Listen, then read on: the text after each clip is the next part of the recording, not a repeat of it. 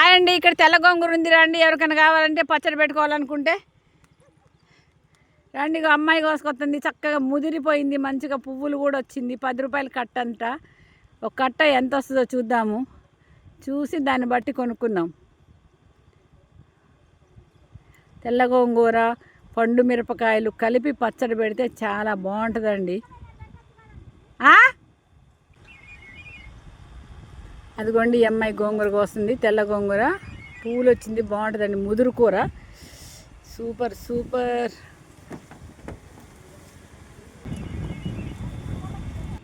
ఇగోండి వంగ చెట్లు. పులిహార గోంగూర పెట్టుకున్నాము. మేము గుడికి వెళ్ళి వచ్చేటప్పుడు అక్కడ గోంగూర చేను కనపడింది, అక్కడ ఆఫ్ చేసి గోంగూర కొనుక్కొచ్చుకున్నాము. పులిహార గోంగూర పెట్టుకోవడానికి గోంగూర గిల్లుకుంటున్నాము. రండి, మీరు కూడా పులిహార గోంగూర పెట్టుకోవాలంటే గోంగూర ఇట్లా తెల్ల గోంగూర కాయలు వచ్చినది, ఇట్లా కాయలు వచ్చిన గోంగూర కోసుకొని తెచ్చుకొని ఇట్లా గిల్లుకొని కడిగి మంచిగా ఆరబెట్టి దాన్ని కొంచెం తడి లేకుండా ఆరాక నూనెలో కొంచెం కళాయిలు వేసి వేయించి దాన్ని చింతపండు పులుసు ఉడకబెట్టి పండు మిరపకాయలు కానీ కారం కానీ వేసి పులిహార గోంగూర పెట్టుకోవాలి. రండి,